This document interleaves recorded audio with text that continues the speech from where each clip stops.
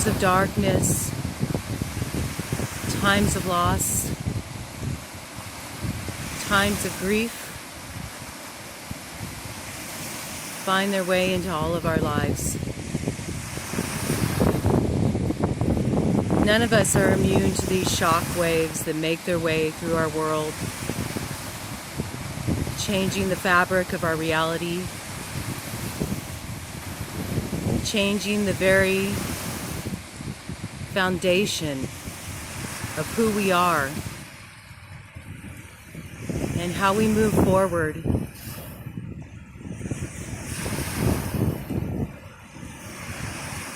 How do you move forward when your heart's been broken?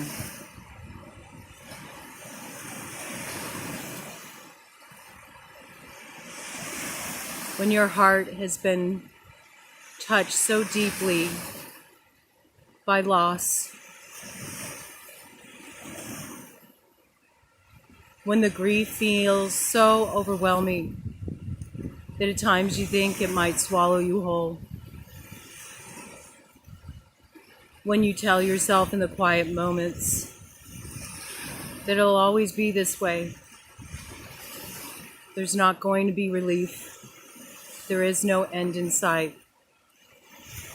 And I know from personal experience, those long, dark hallways that are the passageway to a new life, they can be a bitch. They feel like eternity. Sometimes it feels like you're never going to get to the other side. These big deaths, though they seem incomprehensible and so unnecessary for a heart that just wants to live and love, to celebrate being alive. They bring some of the most meaningful gifts to our doorsteps. But in order to receive the gift, we have to find a way to open up to the offering.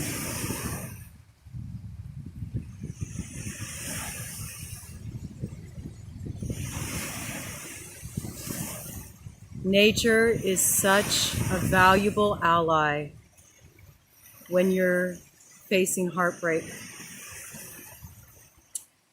It reminds us that to every end, there is a new beginning, and of the certainty of change,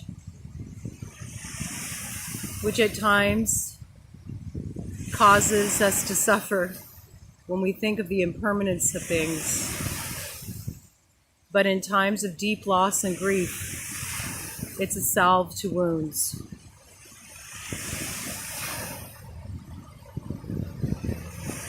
I like to say hearts are never broken.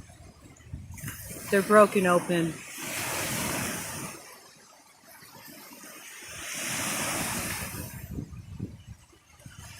And what's revealed in that cracking open, that vulnerability, is the substance that will be the basis of new life, new dreams, new growth, and new hope.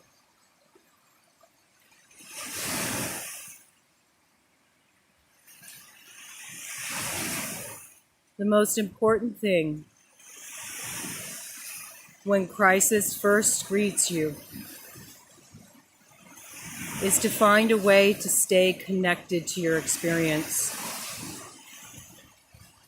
It is so challenging to stay in your physical body,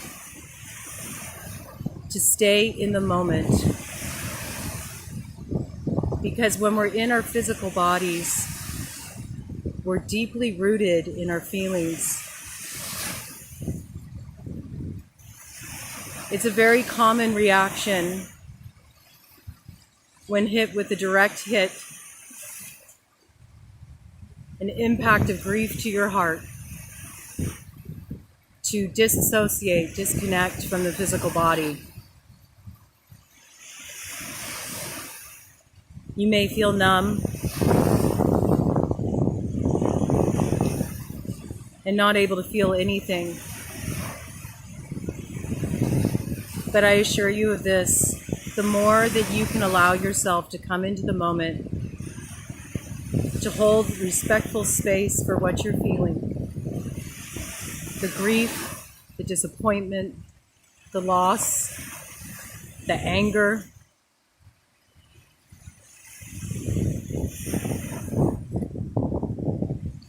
the sooner you'll move through it. Just let the energy flow through you and allow nature to be your ally to do this.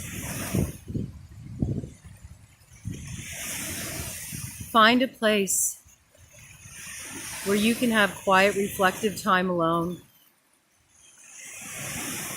to sit and feel what you're feeling, where you feel safe, letting go to vulnerability, where you can let the tears flow without judgment, without somebody labeling your experience or telling you what it should look like, what you should be feeling, how quickly you should be moving through it.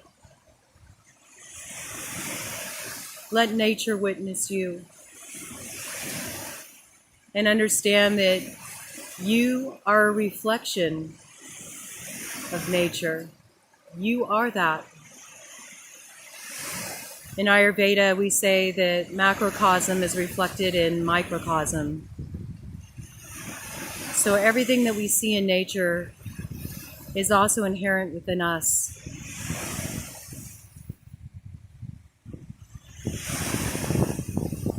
So just like that sun is rising on the horizon of Lake Huron,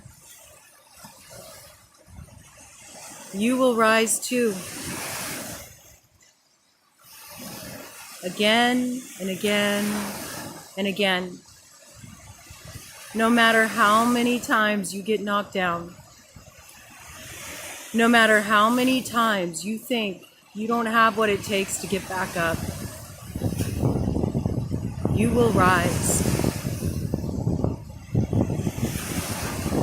Let nature remind you that life is not just about living, but it's also about accepting the deaths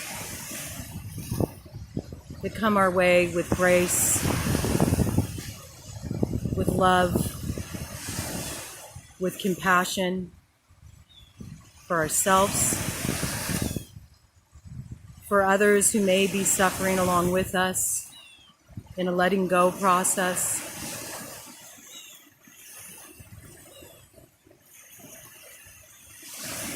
Let the earth hold you. Let it sustain you.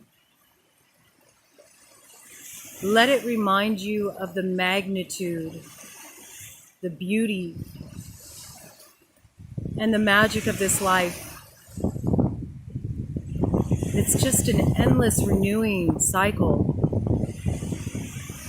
of birth, life, death, and rebirth.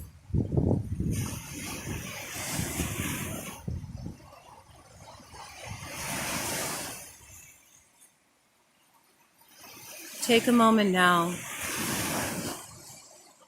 Close your eyes and take a breath.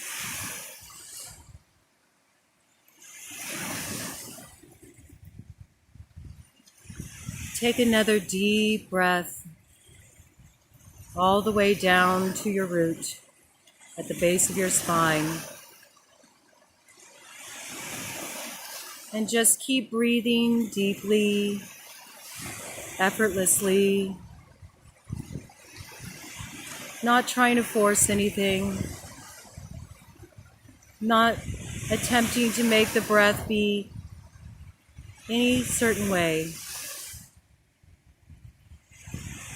Just let it be. And let the breath hold space for you today.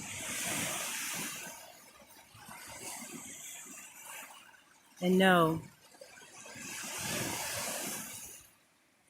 that you're going to get through this. You're going to find the way through.